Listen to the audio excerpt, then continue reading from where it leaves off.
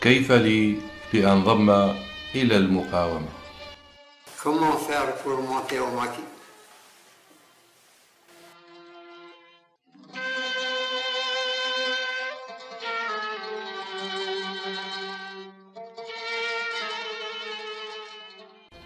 حكاية التحاق أحد أصغر الأطفال بالثورة التحريرية.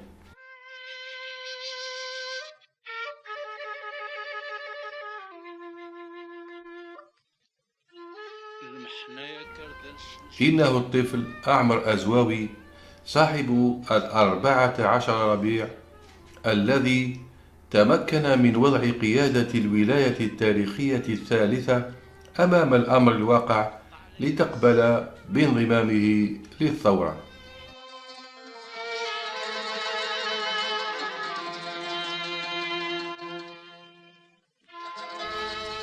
عن أسباب وظروف التحاقه، عن العراقيل التي واجهته، عن كيفية تمكنه من إقناع قيادة الولاية التاريخية الثالثة بقبول انضمامه، يقول المجاهد والإطار الجمركي المتقاعد أعمر أزواوي في هذا الحوار الذي أجريناه معه. À travers ce livre, j'ai donc retracé d'abord ce qui se passe dans mon environnement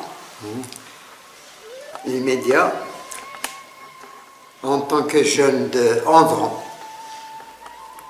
de Chesena, lors du déclenchement de la Révolution. C'était le début de la Révolution. Le camp militaire de Bouzguel venait d'être installé pour aménager la route qui mène.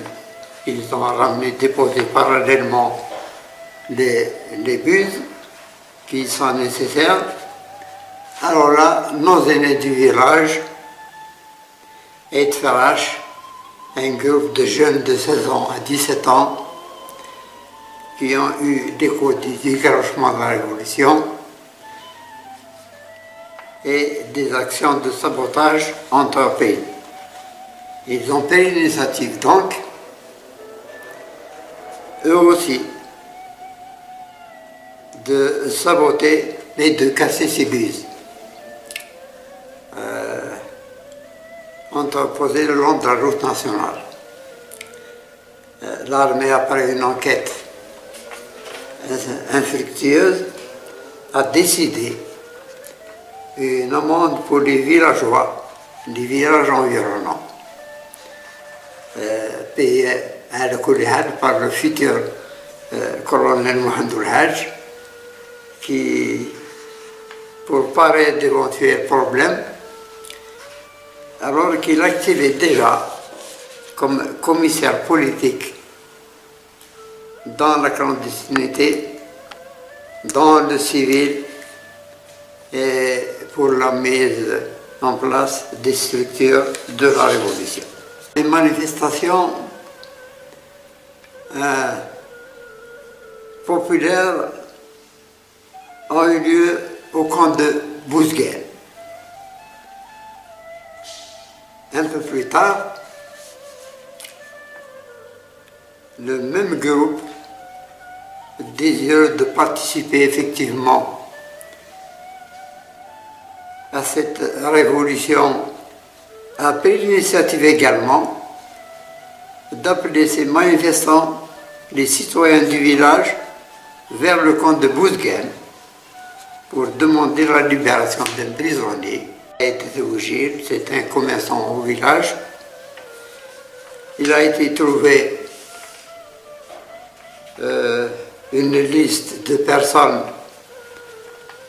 qu'ils ont considérées comme cotisants du Front de Libération Nationale. Alors ils l'ont arrêté, ils l'ont amené au camp de Bouzguel. Ces jeunes hados ont réussi à sensibiliser la population du village. Ils sont partis vers le camp de Bouzguel. Arrivés au camp de Bouzguel, face aux militaires et la barrière du pont, on se voit refoulé. Ces jeunes alors prirent la barrière, la balancèrent de côté et tentent d'entrer à l'intérieur pour exiger de libérer le prisonnier. Une grande mêlée s'ensuivit entre les militaires et les citoyens du village. Lorsque du haut de la guérite, on fait feu avec une tente robuste en plein sur la foule, tuant une femme,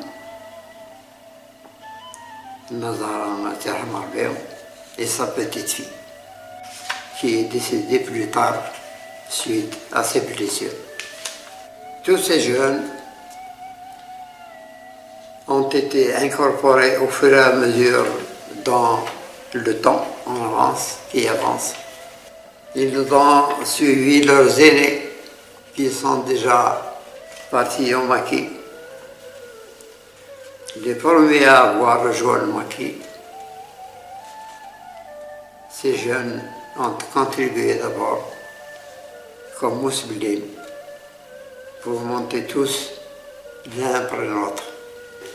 Sur ce qui s'est passé, il m'a poussé à vouloir rejoindre le maquis à l'âge de 14 ans. Effectivement, mon frère Mohamed Al-Zakhian n'a pas tardé à être arrêté dans un accrochage. Une rafale de mitraillettes a endommagé son fusil et ramené debout sur un camion, exposé à vue au public, chaussure autour du cou, vers le camp de Hora, et torturé, rien que pour connaître son identité. Mais il refusa.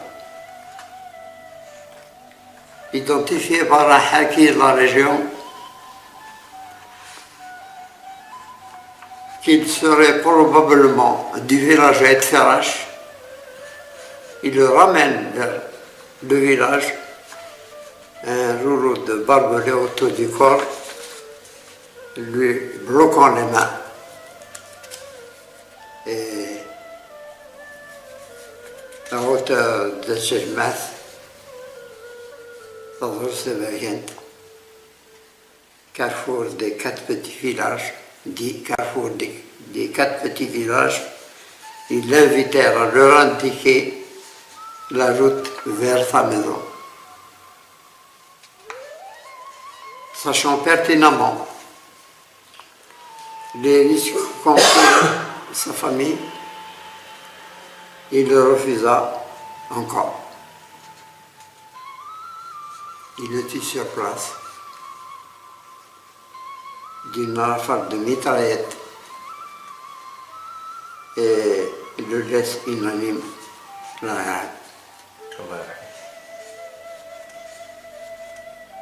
Ma grand-mère, réveillée par la rafale, cria plusieurs fois, un mien, elle savait par intuition que c'était lui qui l'a tué.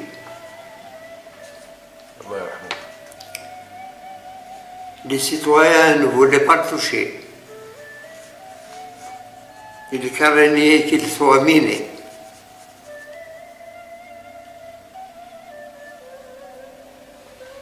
Je me suis alors rendu sur place près de lui. La nuit tombée. J'ai reçu un choc terrible en touchant dans le noir avec ce barbelé autour du corps. Je n'avais qu'une seule idée en tête.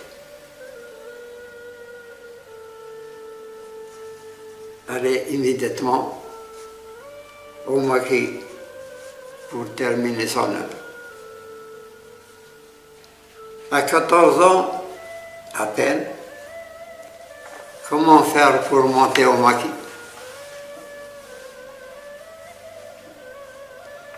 J'ai contacté un de mes amis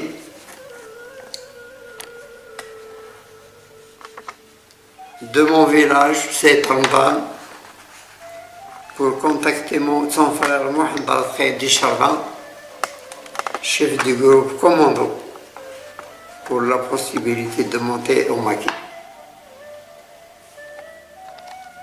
La réponse est claire. On est trop jeune. Ce n'est même pas la peine d'essayer.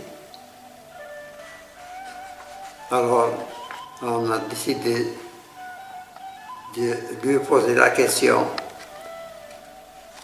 de nous emmener à la Zawiya de Sidi Abdelrahman pour faire des études. Ensuite, il nous recruta. Chose dite, chose faite. Le lendemain matin, nous prenons la décision d'aller vers lui en prenant la route vers Beniziki. Il nous en interdit, mais il faut bien que l'on concrétise notre idée. Nous l'attendions à Aïr Amaran durant plus d'une semaine.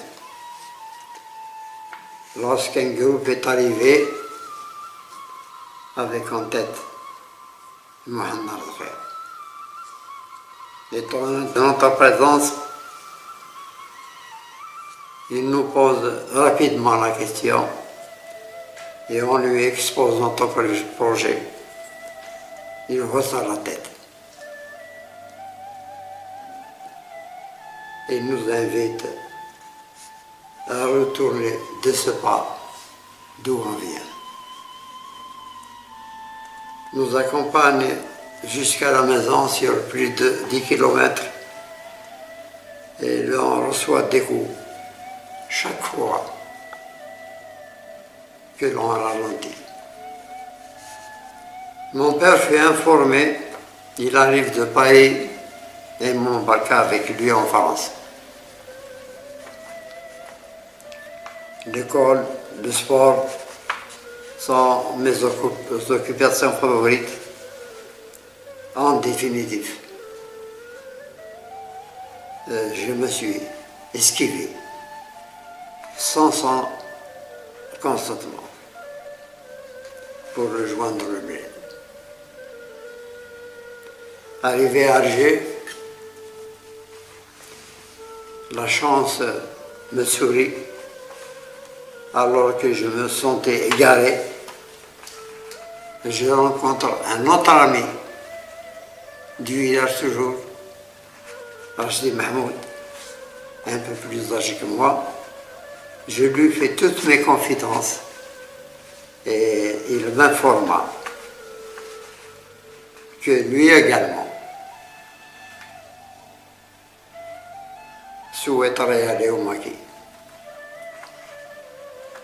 Le lendemain, il démissionne de son emploi de tourneur aux ateliers terrain et nous rentrons au bled pour concrétiser notre objectif. Manque de chance cette fois-ci. Lorsqu'on arrive au bled, on trouve tous les villageois réunis autour de l'officier de SAS sur une GEP en train de faire un discours. Entre-temps, j'aperçois la femme de Gouzin, seule sous un olivier, pleurer. Je la rejoins discrètement. Un militaire qui semble être un gardien m'envoie un coup de crosse de dégager et d'aller écouter le capitaine. Son discours terminé, il me fit signe du doigt. Je me suis présenté à lui, me demande d'où je viens. Je lui réponds que je venais de Paris. Ça se voit à travers ton blouson noir, me dit-il, et me reproche de mon mécontentement d'avoir arrêté cette femme. Ma carte d'identité, il la met dans la poche. Il m'invite à aller voir mes parents pendant qu'il est encore temps. Parce que demain, me dit-il, on se reverra.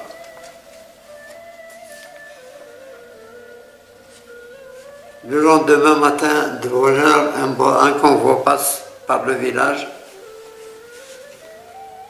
Il nous embarque. Il nous dépose près de Tizi Ouzou. Moi et mon ami Mahmoud, avec des laissez-passer, portant la mention expulsé d'Azazga.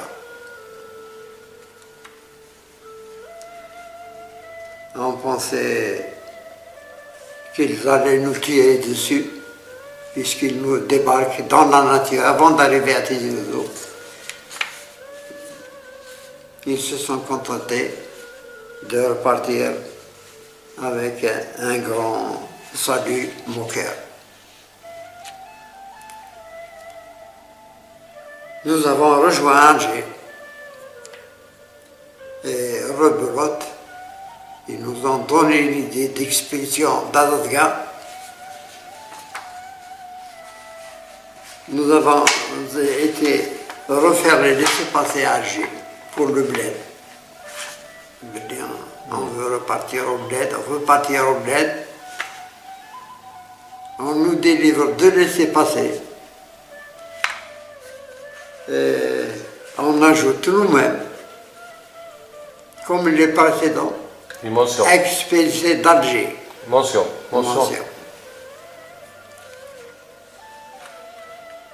Nous devons donc repartir d'où on est venu, repartir encore sur le bled. Nous sommes arrivés à Azazga par car. Là, nous sommes interdits de séjour. Nous sommes partis à Bouzguer, à pied,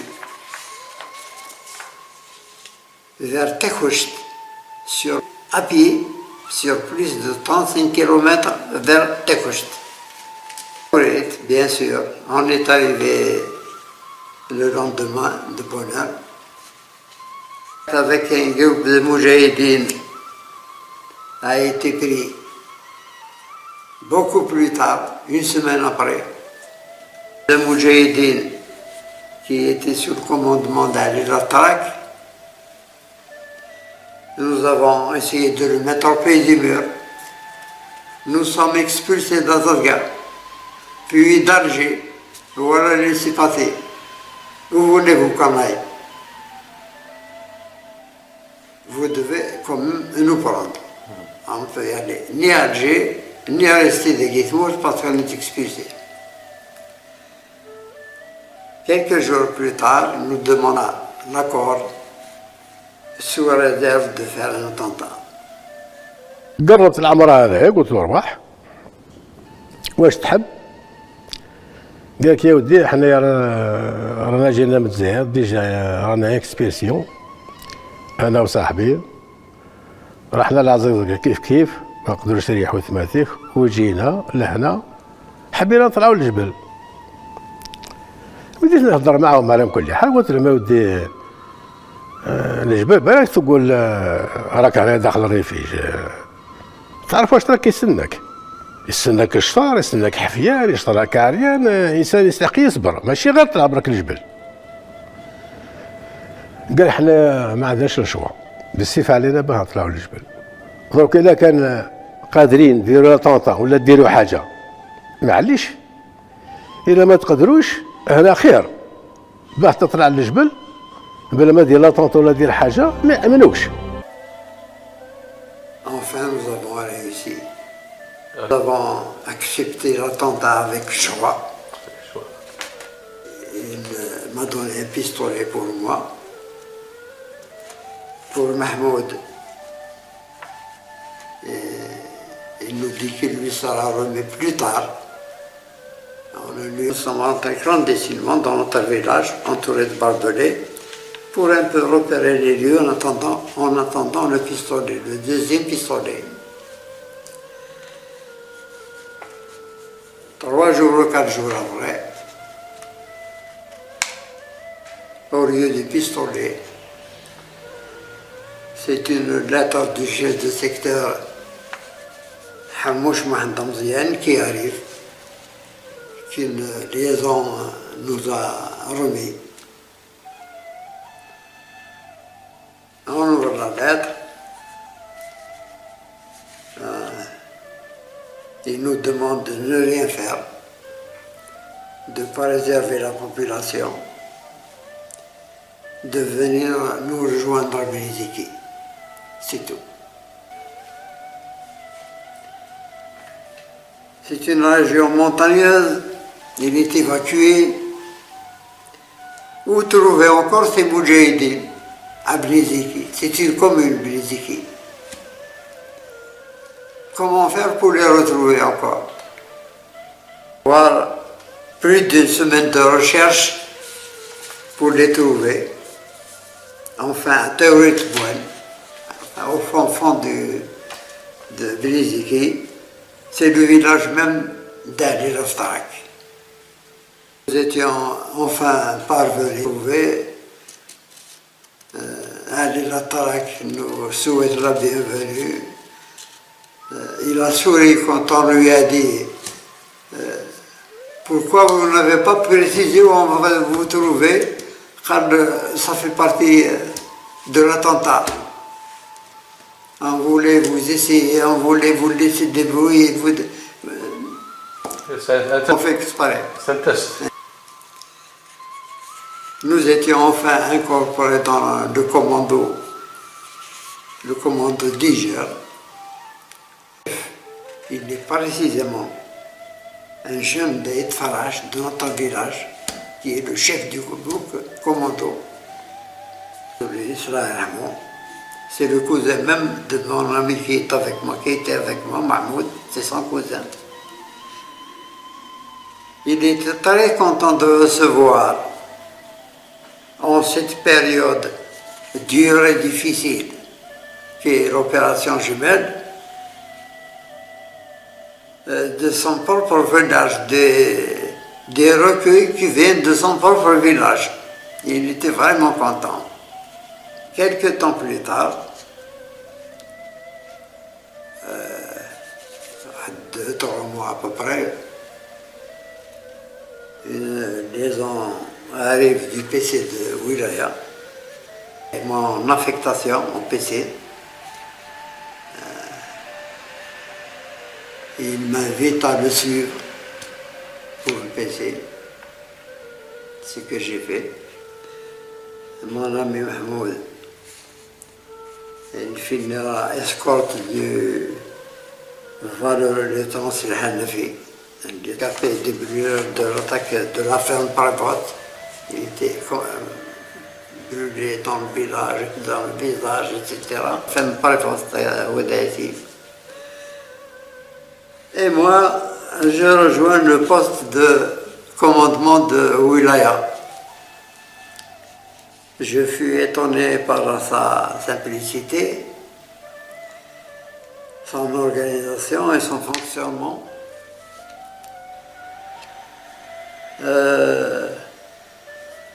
A priori, j'ai vu Tarabarak en branchage. L'une pour le comité de Wilaya, le comité qui est composé de Mohamed Haj, plus des commandants Mahouali, Les adjoints. Le commandant Cheikh Taïf, le commandant Cheikh Mémia, le commandant Mahlouz Hassan. Vous étiez 4. Il y a 4 commandants avec le colonel. C'est le comité de Wilaya.